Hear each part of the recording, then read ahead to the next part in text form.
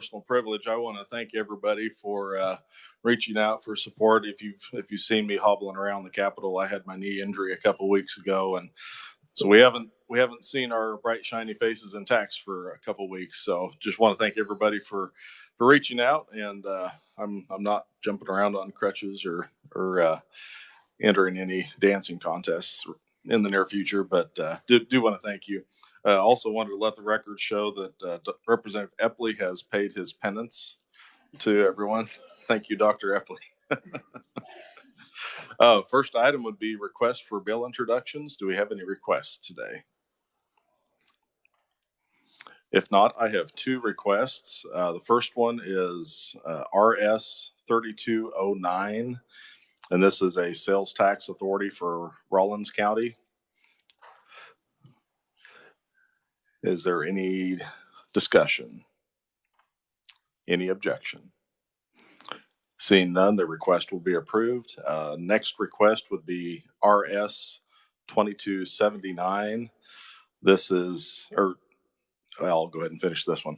This is on behalf of an idea that was discussed in the Tax Interim Committee. It is a 10-year average for residential valuation on property.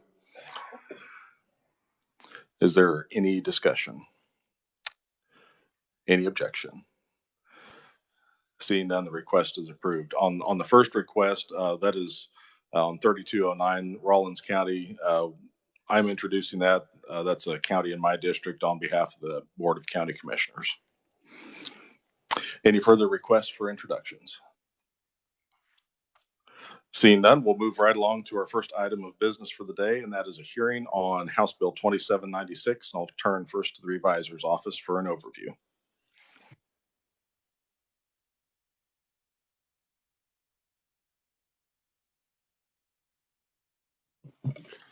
Thank you, Mr. Chairman. House Bill 2796 would apportion business income for taxpayers by multiplying the business income by the sales factor.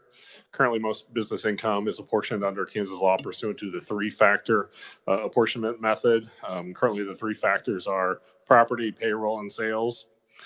This would start with tax year 2025, and business income provided by the multi-state tax compact would be apportioned pursuant to the sales factor. Pursuant to law, the sales factor is a fraction, the numerator of which is the total sales of the taxpayer in the state during the taxpayer, and the denominator of which is the total sales of the taxpayer everywhere during the tax period. And with that, I'd be happy to stand for any questions. Thank you, Mr. Sievers. Committee, are there any questions? Seeing none, thank you again. We'll next turn to Department of Revenue for an overview on the fiscal note. Mr. Chairman and members of the committee, Kathleen Smith with the Department of Revenue. We are estimating that House Bill 2796 would increase state general fund revenues by $1.2 million in fiscal year 25 and by $3.8 million in both fiscal year 26 and 27. To come up with that estimate, the impact of the single factor apportionment was estimated using the K120 returns for tax year 2021. So the tax liability for companies in multiple states was estimated using their current or replacing their current three factor with the single factor. The result of that was an increase in total tax liability of around $10.4 million. For the market-based sourcing, we didn't have any available data on that, but we did base our estimate on another state that had moved to this as well. And based upon their legislation and their population compared to Kansas, we are estimating it would be a decrease to corporate tax collections of around $6.5 million. So again, around 3.9 million positive in full. Kathleen, one of the questions I had is this obviously is going to impact different businesses in a different way. Some may see an increase, some may see a decrease. Is there any way, I know the department can't really report and tell us exactly who pays what, but is there any way we can get an idea of what the maximum impact would be to, you probably can't tell us what the largest business impact would be to one company, but could we say like the top 25, what would be the maximum increase that they would receive versus the decrease? We could probably look at that and give you some information. From what I understand, I think most of the in-state companies would see no change at all. Correct. Yeah, this would mostly impact out-of-state Right, businesses. right. Okay. But we could look at the top 25 companies. Yeah, if you could get that information, that might help us have a better understanding of how this might affect individual businesses. Yes, sir. Okay. Committee, any questions for Kathleen? See none. Thanks again, Kathleen. We'll next open up proponent section testimony for House Bill 2796 and welcome to committee Michael Hale with Department of Revenue.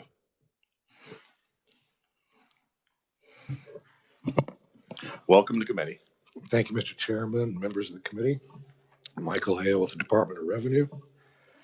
I saw Representative Epley in his sling and Chairman in a brace. And I'm thinking that this may be an NFL locker room. Got to be tough to be in house tax. We're on injured reserve right now. It's good to be with you all. Out of respect for Representative Epley, I'm going to keep my comments brief. For those of you who've had to suffer through some of my past presentations, you know that I can be a bit wordy. I was able to get the written testimony down to 2 pages, and I patted myself on the back for that one. Hopefully you've got that in front of you. Hopefully you've got the color version of our maps, because Kathleen and I spent a lot of time coloring. She stayed in the lines, I did not. But this bill seeks to accomplish 3 things, very simply. It's to apportion a corporation's income to Kansas using only a sales factor. It sources the sales made by corporations to where the service or property is received. And it ensures that the Kansas Income Tax Act and the Multi-State Tax Compact apply uniformly to corporate income tax. For the apportionment piece of this bill, apportionment is simply a process of determining where income occurs. That's all it is.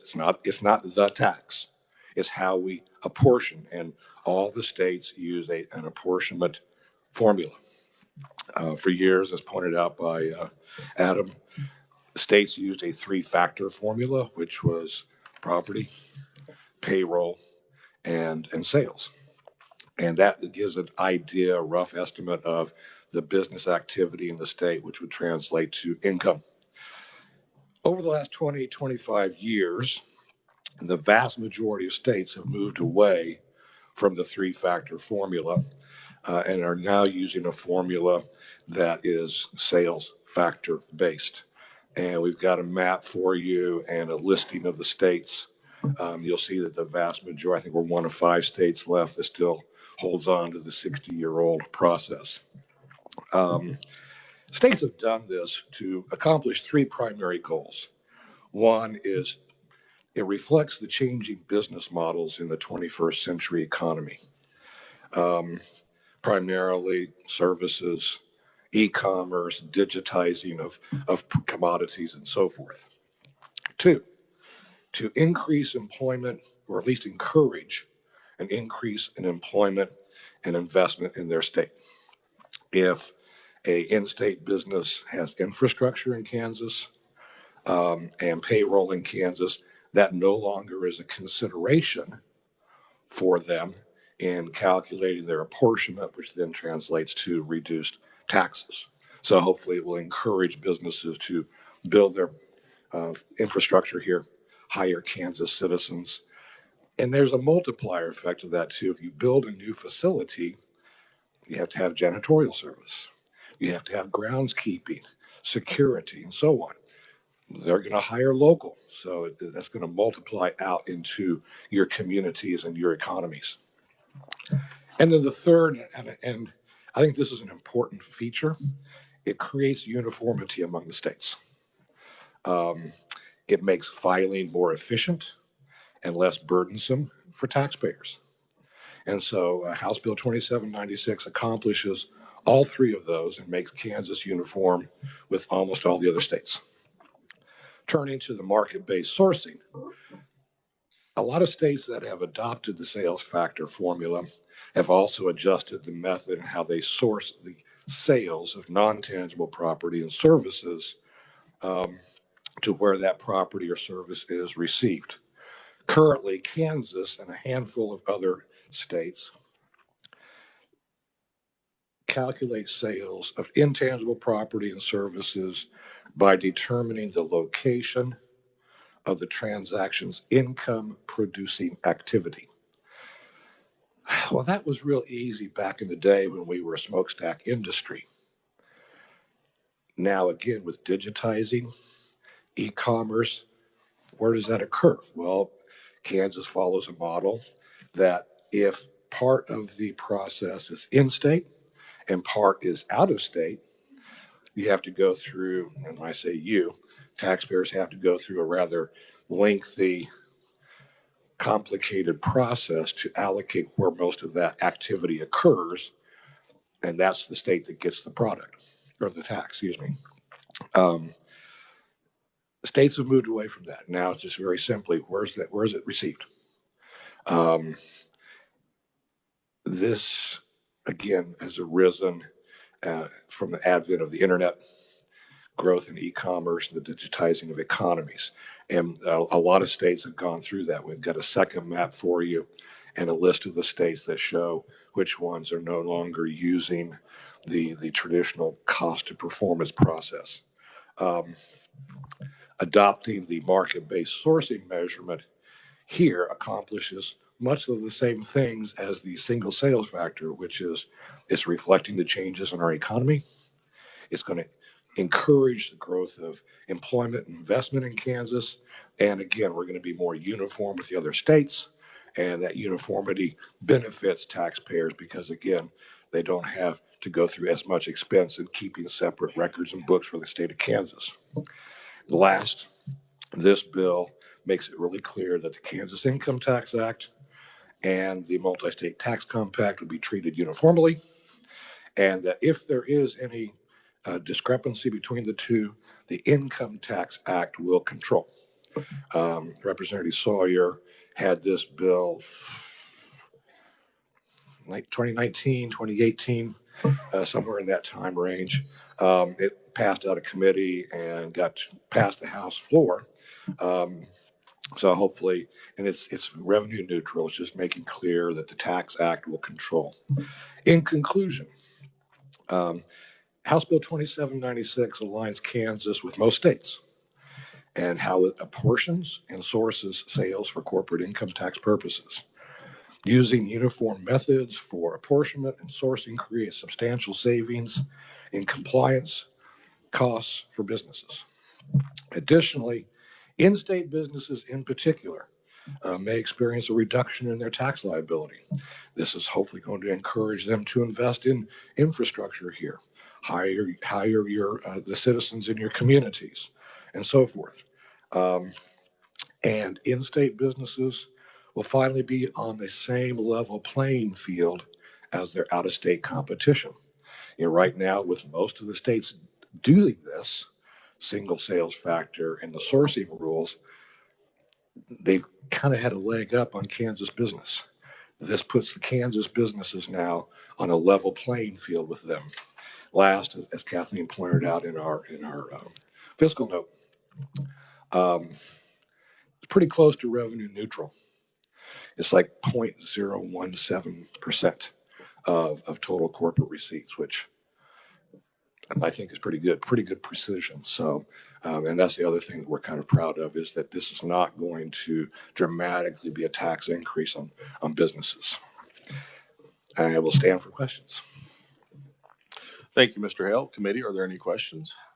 Representative Sawyer. You might be able to answer this. The chairman asked the question of Kathleen about, do we have any idea what, like, the top increase one corporation might get or the top corporations might get, because of the shifting I think we should be able to do that. In my analysis, in-state businesses are going to see a reduction in their income tax. And, they've shown a commitment to Kansas. They have committed to Kansas by building infrastructure here, hiring citizens in your communities. This bill shows a commitment to them. Out-of-state companies that primarily sell commodities that are non-tangible. So think of the entertainment industries and so forth. They're taking money out of Kansas economy. They have very little in the way of employees here, very little in the way of infrastructure here. They don't have that kind of commitment to Kansas. All they have really are sales. And once that sale is made, that money is not circulated back into the Kansas economy like it is for the in-state businesses. So I think those companies may experience a slight bump. It's not going to double their taxes or triple them, but we can get you that information. All right, thank you. Committee, any further questions? Seeing none. Thank you. Thank you, Mr. Hale. That concludes our proponent section testimony. Is there anyone else wishing to appear as a proponent? Seeing none, we will open up our neutral section testimony and welcome Eric Stafford with the Kansas Chamber.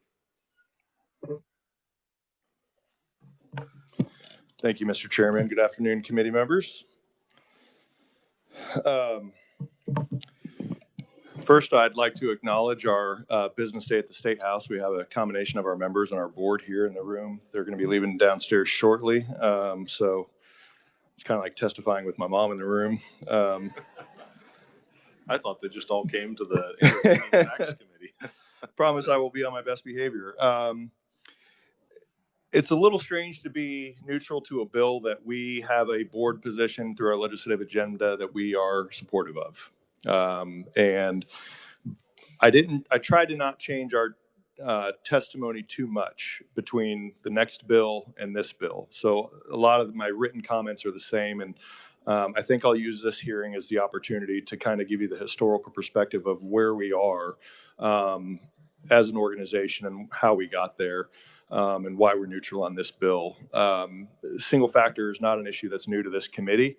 You guys have heard this for the last few years, where we started with an election bill. House Bill 2110 was the most recent iteration that was allowing certain industries to claim single factor apportionment. And last year, that bill was scheduled to be worked, and we were asked to sit down in the chairman's office and walked in, and Representative Sawyer was in there and representatives from the Department of Revenue, and they said, hey, what if we just go to single factor? I was like, man, our membership is divided on this. We need some feedback. So we sent out an email and decided at that time, let's just form a work group, be diligent about this, and come up with our position. So we did. And so that resulted in the introduction of House Bill 2798. I do want to say that I would echo Mr. Hale's comments regarding market-based sourcing. That is actually a recommendation in our Tax Foundation tax modernization book that was completed in late 2019, early 2020, right before the world shut down. So if you ever want to spend money on a study, don't do it right before a pandemic because people will forget about it. But that is in there. And they recommend that we do make the shift. There are not very many states. We're one of 3-4 states left that handle that the way that we do. So that is a good positive change. We are in support of that. We would ask if the committee were to move forward, though, on single factor apportionment, that they utilize our language, because there are some provisions in there from our work group this summer that our members asked us to include in the bill, which does include a corporate rate reduction. Our membership remains split on this. We have members that are opposed. I have members in this room that are opposed to that bill that are negatively impacted. We have some that will see a several $100,000 increase. We have some members that will see millions of dollars of an increase. We have several members that are going to be significantly negatively impacted from the switch from the 3-factor to single factor.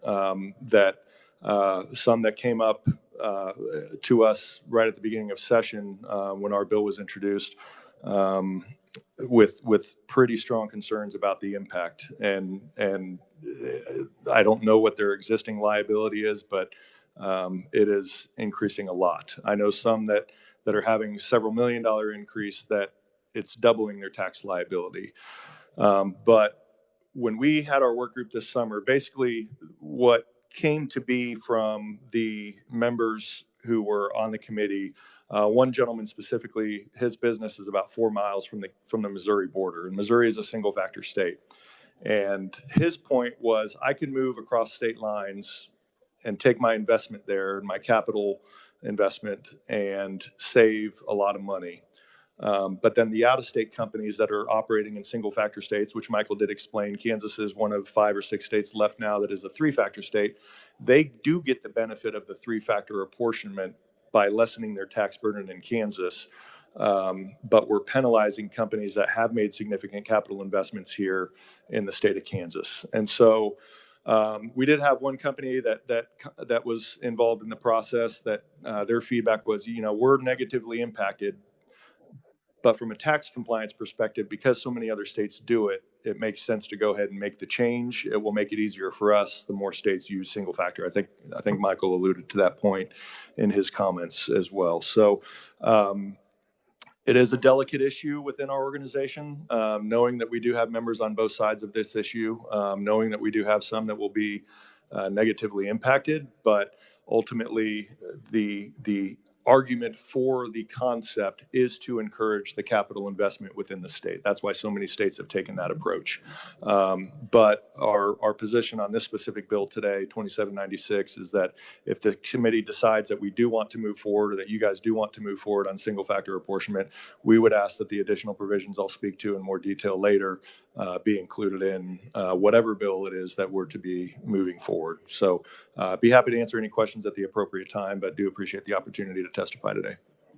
Okay, committee, any questions? If not, I guess I'd just like to make a comment and then a question is, throughout this whole process, uniformity and the simplicity that leads to has always been my goal.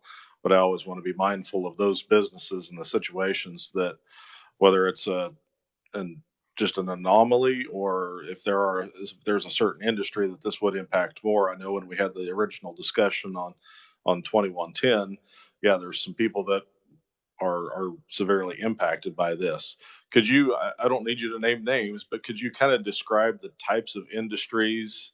I think you heard you say, if somebody's got a fairly good infrastructure or a presence in Kansas, what kind of industries are impacted the most?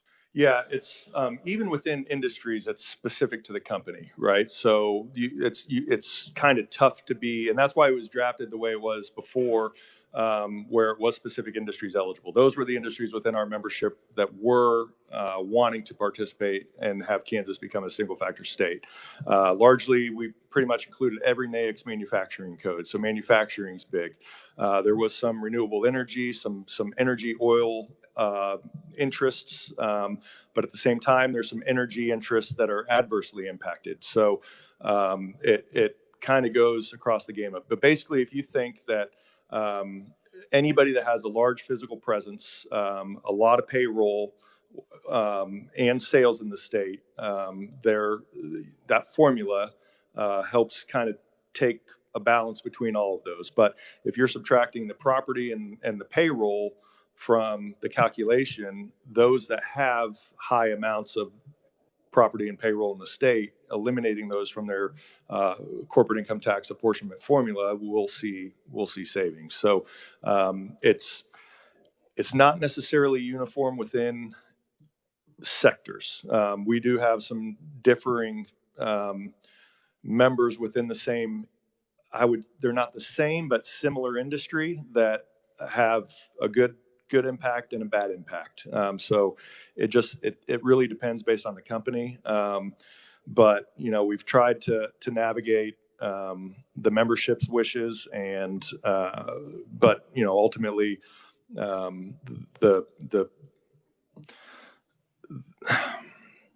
it is sensitive.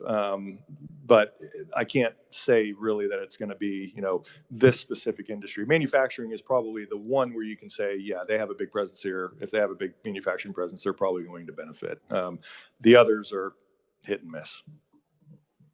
Well, and that's what I've always been afraid of, because where it is so kind of specific, it's hard to create a solution that's going to hold harmless those that are the most impacted. Yeah, it is. And, you know, honestly, when the Council on State Taxation, I know Fred Nicely has spoken. He's testified on the remote workforce bill that we had.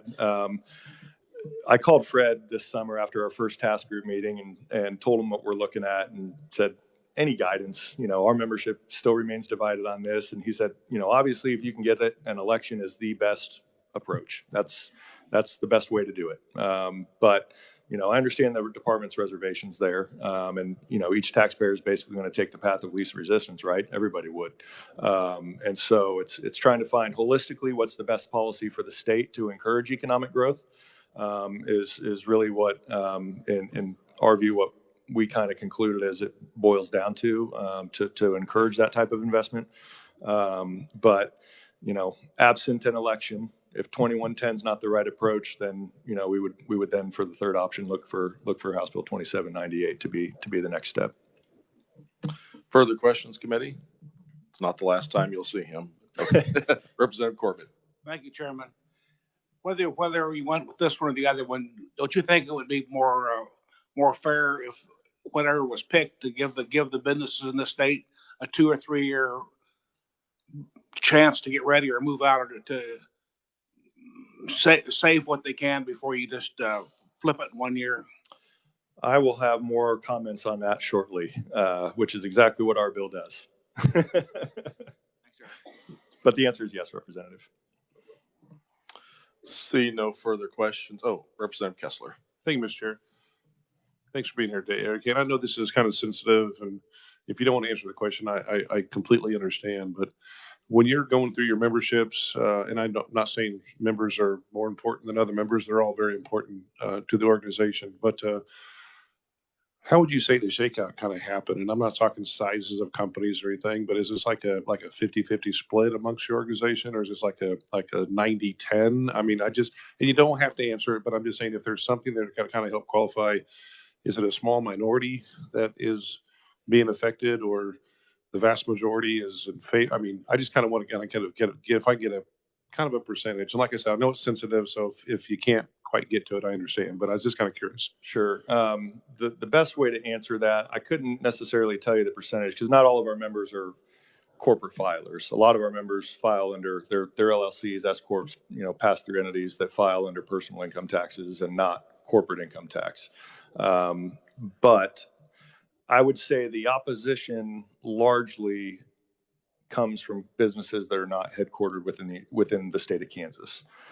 The benefit is not exclusive to companies that are headquartered within the state of Kansas, if that makes sense. So we could have Kansas companies that are headquartered here with a large physical presence that benefit. We could have Kansas companies that don't benefit. But we could also have out-of-state companies, you know, that might be headquartered somewhere else that do have a big physical presence here within the state that do benefit. But the opposition largely that I've heard from have been from companies not from within the state of Kansas. But again, some of those companies were also ones that were asking for some of the provisions that were included on our bill to help offset the increased tax liability that they will face. So I couldn't tell you a percentage, honestly, of how that would break down. I don't think it's, I think it's a large enough segment of our membership now that in the past, when this was new, I mean, Michael gave a good historical background. I mean, really over the last 10, 15 years is where you've seen so many states move to single factor. Our previous version was based off of New Mexico, which was an election state. Missouri used to be an election state. They went full single factor. I believe New Mexico might still be left as an election state, but I was thinking they were transitioning. But especially within the last 5 years, I think it was Maryland and Tennessee were some of the most recent states that we looked at for language, New Jersey, and some others that we took some of the provisions from on the deferred tax credit or deferred tax liability provision. But yeah, it's been a big shift within the last decade or 2 decades from states to start to shift over to the single factor apportionment formula. Seeing no further questions, thank you, and we'll see you again in a few minutes. Sounds good. Thank you. Okay, that was the only neutral testimony. Is there any, or no, we did have, that's written only, testimony neutral. Is there anyone wishing to appear as an opponent? Seeing none, we will close the hearing on House Bill 2796 and move on to the hearing for House Bill 2798. And I'll turn to the reviser. And if you want to give us a full overview or just kind of give us the differences, I'll leave that at your discretion.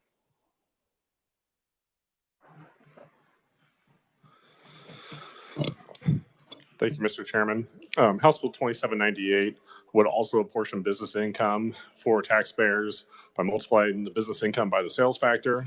In addition, it would provide for a decrease in corporate income tax rates. Under the bill, sections 1 and 4 would provide for a potential decrease in the corporate normal income tax rate starting in 2027. The rate would be decreased in an amount proportional to the tax rate equal to the amount of actual corporate income tax receipt revenues generated compared with fiscal year 2026 over 2025. Under section 2 and 3 of the bill, would provide that for tax years 2024 and 2025, financial institutions and businesses may elect to apportion income pursuant to the receipts factor for financial institutions and the sales factor for business income, rather than the current 3 factor required under Kansas law. And then starting December 31st of 2025, all business income, this would include interstate motor carriers, would be required to apportion by multiplying business income by the sales factor or the receipts factor for financial institutions. Under the bill, publicly traded corporate companies would be eligible for a deduction for the 2027 tax year that would apply in proportion to the next 9 successive tax years pursuant to a formula provided in the bill. And with that, I'd be happy to stand for any questions. Okay. Adam, and maybe perhaps this would be a question better for the proponents, but could you explain the corporate rate reduction? So am I understanding this right? Whatever increase there would be, I mean, there would be a subsequent decrease of the same percentage that would equal the dollar amount of the increase? Yeah.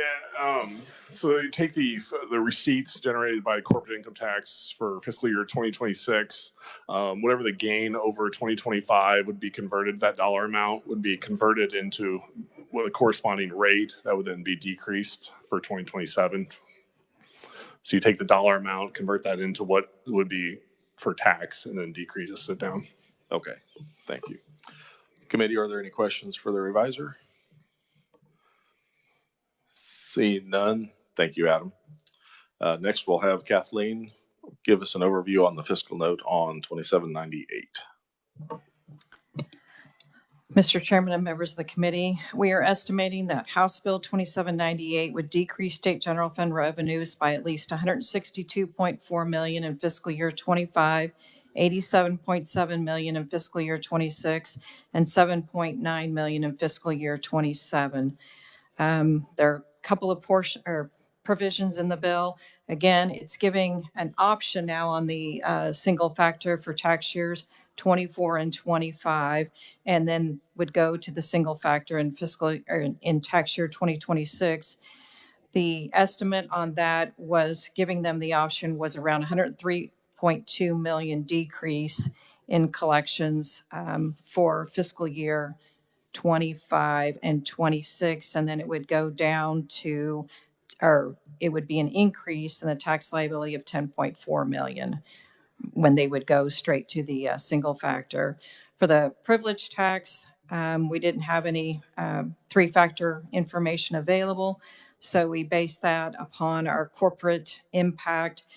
We are estimating around $9.5 million in fiscal years 25 and 26, a decrease, and then an increase in liability by around $1 million in fiscal year 2027.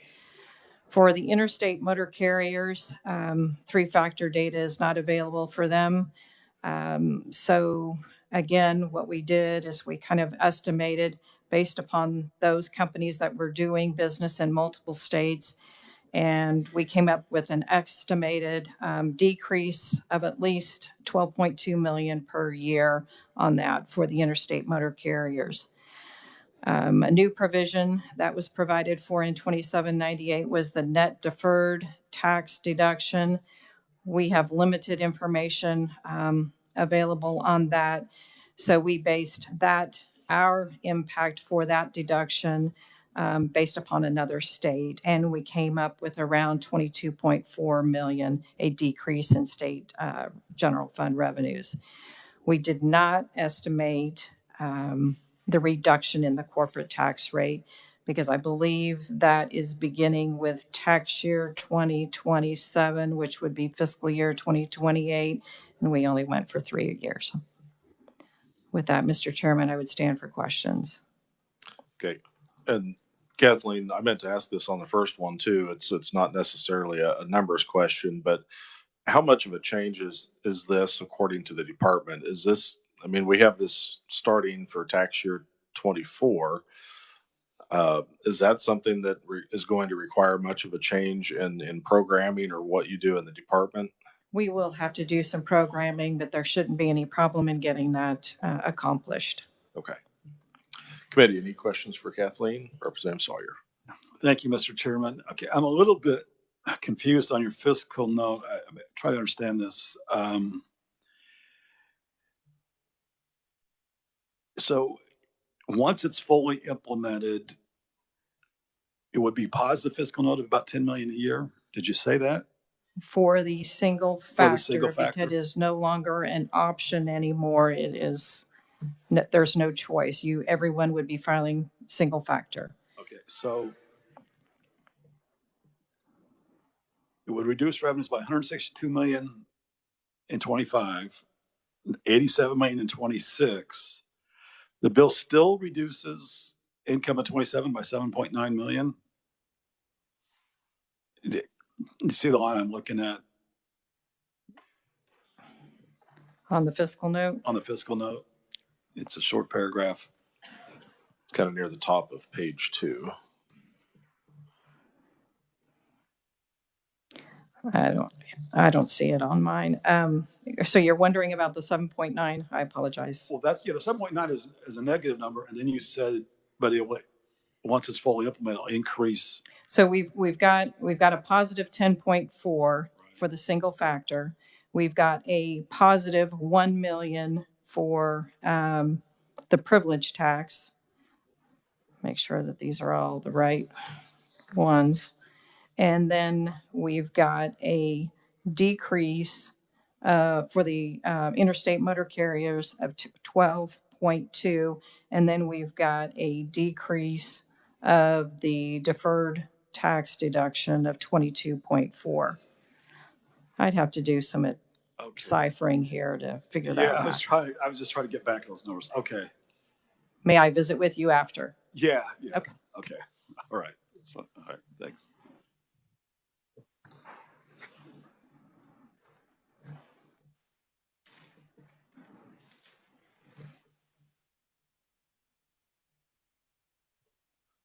Representative Burkamp. Thank you, Mr. Chair. Would that just be for companies in Kansas where that 10 million comes from? So like in that paragraph, it says companies that operate solely in Kansas. So I wasn't sure if it fed along those lines.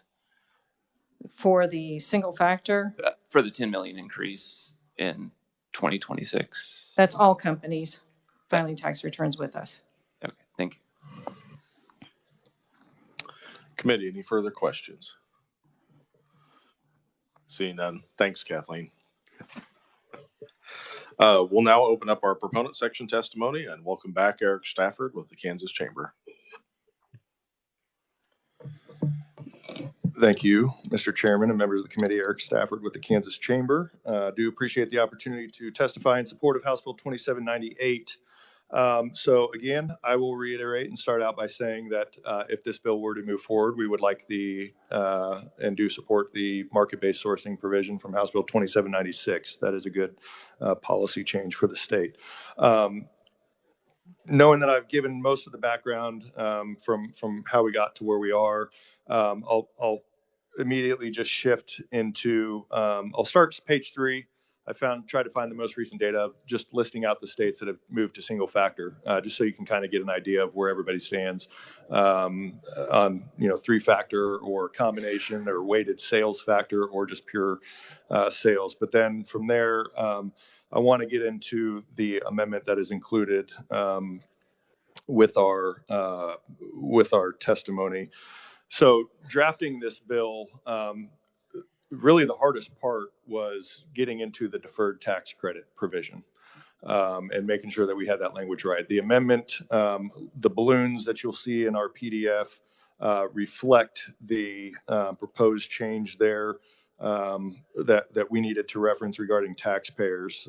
If you look at the bottom of page 4 of our amendment, you'll see some red language where we are striking. So the bill as it stands today at the bottom of page 4, we strike the words "and interstate motor carriers of persons or property for hire."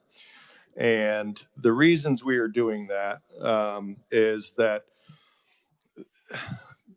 15, 20 years ago, I think from the motor carrier industry, there was some going back and forth from how Kansas apportioned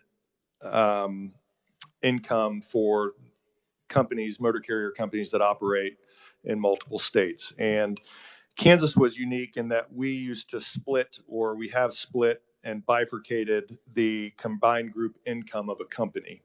You'll see in our balloon where we talk about unitary reporting or combined group is under the definition of taxpayer. So you might have multiple entities under a company, but it's under one umbrella and a combined unitary reporting of how Kansas handles tax filings. But Kansas has had split that, and no other state split that income. And so they are basically, the feedback that we got is that they're acceptable to putting language in that they would have no objection to sourcing sales based on the miles driven in the state. It was basically looking for a consistent way to apportion income, because there had been some back and forth that was largely, if I remember correctly, dealt with through regulations from the department, not necessarily statute. And so they felt that deleting that language fixes their problem under a single factor apportionment, and that they would then be treated just like other states treat motor carriers. But with that, in our balloon amendment, you will see that we are striking that paragraph largely for the exact same reasons or similar reasons for the railroad industry, to be treated the same, apportion income the same. It's not like they're trying to get out of apportioning their income for the state of Kansas. It's just trying to come up with the uniform approach to do that. If that is not what we are accomplishing by striking that language, that's what their attorneys felt we were doing here. If that's not the right approach, we're happy to sit down with the Department of Revenue and hammer out that language to make sure that we're accomplishing what we're trying to accomplish. So I wanted to specifically point out those changes. Also, one thing to Representative Corbett's question earlier, the additional change and difference between our version and the previous version 2796 is that we do a phase-in to help businesses that are adversely impacted prepare for the tax increase that's coming.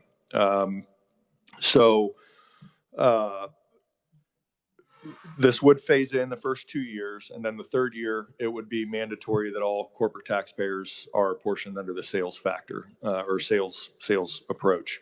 And so the buy down, new section 1, the provisions that our members asked for were the deferred tax liability. If you read the language, you'll say, well, why does this only apply to publicly traded companies? And the reason is publicly traded companies, when they have their financial statements, thankfully, I'll say too, I want to thank Mr. Lucky DeFries, who's in the audience today, who's one of our attorneys that helped draft this language. And I probably take more of his billable hours than anybody who's not paying anything. So I'm very thankful for his time and expertise on this.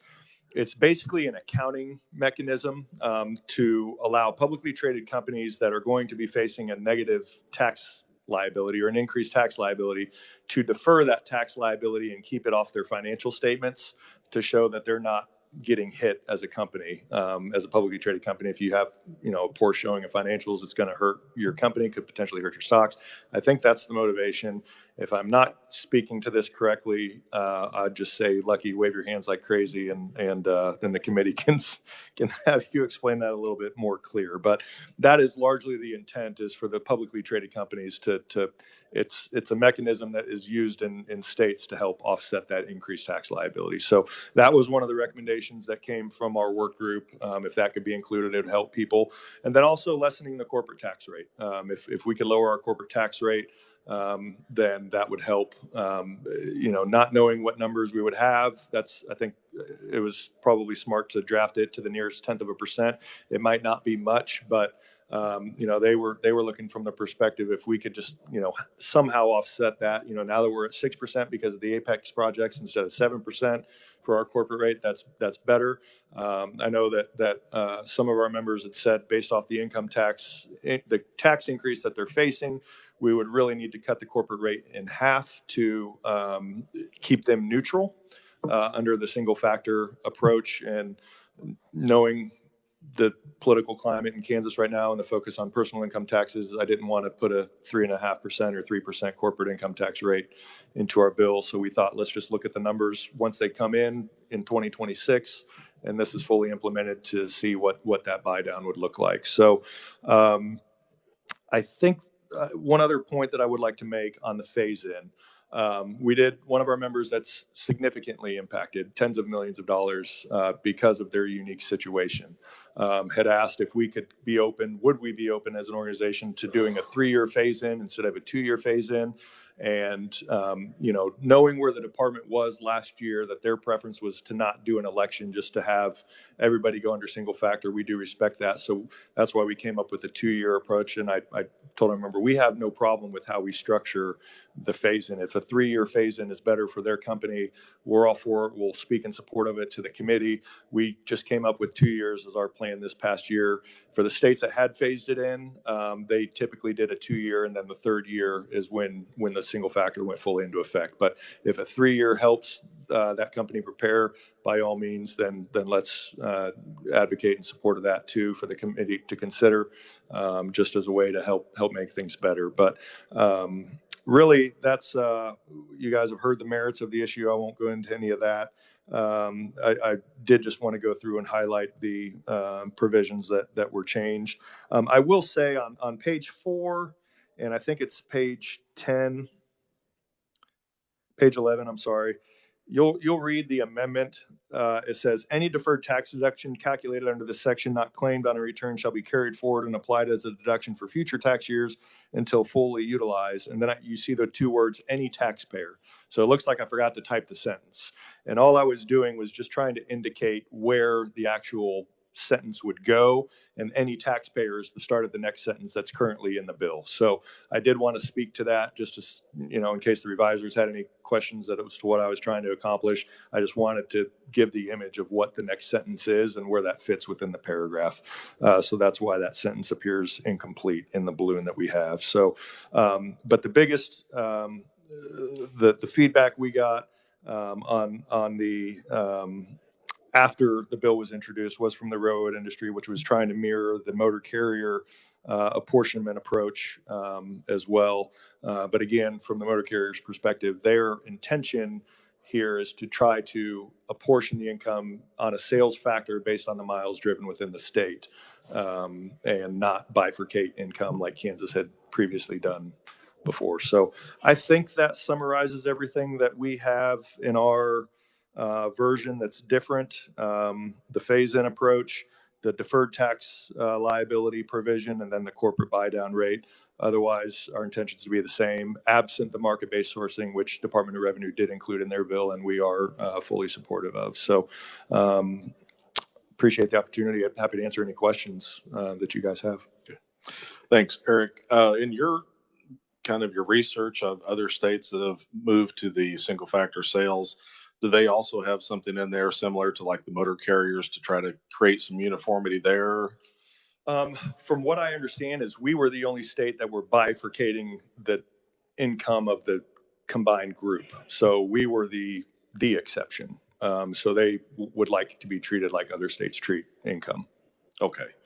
And also, and I'm sorry, Mr. Chairman, again, that might have been resolved. A lot of this, there was some back and forth over the years, and there was a regulation issue, and I can't remember if the regulation fixed it or regulation caused it. It might not be an issue, but their recommendation was to strike that language. Okay. And also looking at other states that have went to single factor sales, are there any carve outs or exemptions, or is it pretty much all or nothing? Or are there other states that kind of have some just some varying treatment of certain or specific industries? Or I don't know. I think it had been, I think, either an election. I think ours would have been unique under 2110, where it was industry specific or NAICS code specific. I think it was just those few states that had an election had it. But I think, and I could be wrong, it's pretty much universally applied, but I would have to do some digging to see if there are any exceptions or carve outs on how they might treat certain circumstances. Because I will say, I think the members who are adversely impacted significantly, because there are some who are impacted, then there are some that are, way worse than others. I think their situation's probably a little bit more unique in Kansas based off of their business operations here versus how they might operate in other states. But I think for the most part, states try to keep it pretty uniform. But I'm more than happy to contact Tax Foundation, Council on State Taxation, and get some direction there to see if they do have any exceptions. Okay, thank you. Committee, are there any further questions for Mr. Stafford? See none. Thank you very much. Thank you. Committee, I'll draw your attention to written only proponents. Is there anyone else wishing to appear before the committee as a proponent? Seeing none, is there anyone wishing to appear neutral? Seeing none, we will move on to the opponent section testimony, and we have virtually joining us Michael Mazarov. I hope I got the last name right. Senior fellow with the State Fiscal Policy Division. You got that correct, Mr. Chairman. Can you hear me all right? Yeah, we're increasing the volume a little bit, but we can hear you. Please go. Thank you, Mr. Chairman, members of the committee. Thank you for the opportunity to testify on House Bill 2798. I'm Michael Mazarov, a senior fellow with the Center on Budget and Policy Priorities based in Washington, D.C. As a substitute for written testimony, I've submitted a report I wrote in 2019 that discusses the focus of my remarks today, the so-called deferred tax deduction in the bill that you just heard reference to. Of the 45 states with corporate income taxes, all but 7 by my count have now switched to single sales factor apportionment. And as you've heard, this switch reduces the income tax liability of corporations that are producing goods and services in the state, but disproportionately selling them to out-of-state customers. And conversely, it increases the corporate tax liability of corporations with little property or personnel in Kansas, but a larger share of their sales there. Single sales factor apportionment isn't good tax policy, in my opinion, but given its widespread adoption, I acknowledge that Kansas is likely to make this change, and that in the interest of interstate uniformity, it might be a reasonable thing for it to do at this time.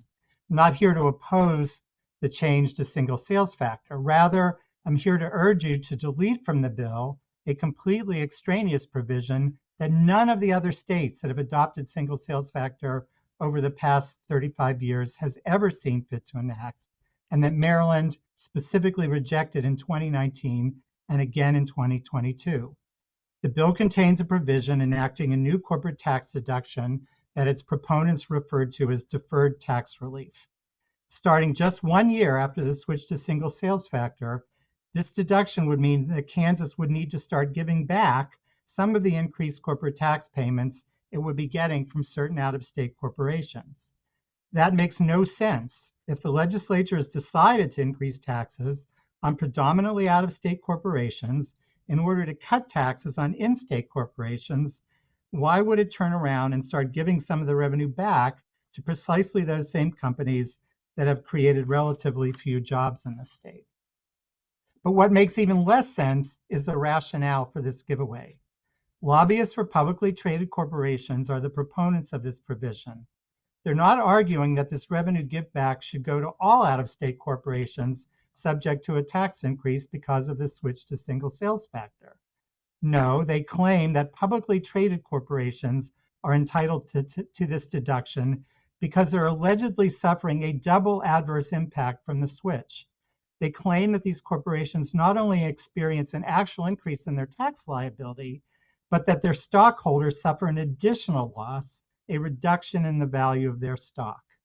This loss of stock value allegedly occurs because of a purely on paper downward adjustment that publicly traded corporations have to make on their financial statements whenever they experience a tax increase. But there's no justification for this deduction. First, the fundamental rationale for it, an adverse impact on stock values of increased financial statement tax expense, is implausible. The tax increase that results from a state's adoption of single sales factor apportionment are way too small to have any discernible impact on the stock price of a multi-billion-dollar company. Second, proponents of deferred tax relief have yet to provide any empirical evidence of a negative effect on stock prices. And given that more than 30 states have switched to single sales factor apportionment in the past 35 years, if there were such negative effect, proponents should have ample evidence to point to. Third, Congress doesn't include deferred tax relief in federal tax legislation with the same kinds of impacts on reported financial statement profit. Given that the much higher rates at which federal corporate taxes are levied in comparison to state taxes, the rationale would be much stronger at the federal level if it actually existed. But proponents of this deduction have never argued for it at the federal level because they understand that the arguments are baseless and wouldn't be taken seriously by the expert staff of congressional tax committees. And finally, governments don't compensate corporations for negative financial statement impacts of other changes in public policy, and there's no reason that any effects of state taxes should be treated differently. Enactment of this deduction would set a dangerous precedent. There are many other changes that Kansas policymakers might consider making in the future that would increase taxes for specific corporations, even in the context of bills that might be revenue neutral or even revenue losing. But once the state sets the precedent that any corporation experiencing an income tax increase that results in a negative adjustment to the profits reported to shareholders is entitled to an offsetting tax deduction, lawmakers will have difficulty rationalizing saying no to any corporation in that situation in the future. Although, as I mentioned, no state adopting single sales factor apportionment has ever attached a deferred tax deduction to it, a handful of states have, unfortunately, been misled into attaching it to another change in state corporate tax policy, a change to unitary combined reporting. But in every one of those states, the bills provided the corporations couldn't actually start claiming the deductions for at least 5 years, which was then extended to as many as 10. Moreover, the period over which the deduction could be claimed was extended to as long as 30 years in at least one state. Here, the proposal would be much more immediately costly.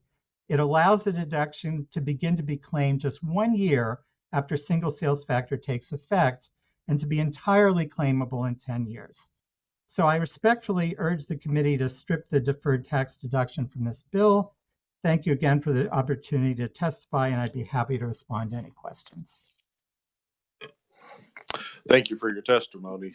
Committee, are there any questions? I just want to make a comment. I tend to agree with you. I think if we had uniformity on the three factor, I would prefer that much more than single factor. I think three factor is more fair, but in the sense of uniformity, when all the other states seem to be adopting this policy. It makes it difficult for Kansas to ignore that. So that is the premise for why we are exploring this. But seeing no further questions, thank you again for your testimony, sir. Thank you. Is there anyone else wishing to appear as an opponent on House Bill 2798? Seeing none, we'll go ahead and close the hearing on that. And if there's nothing else for the good of the committee,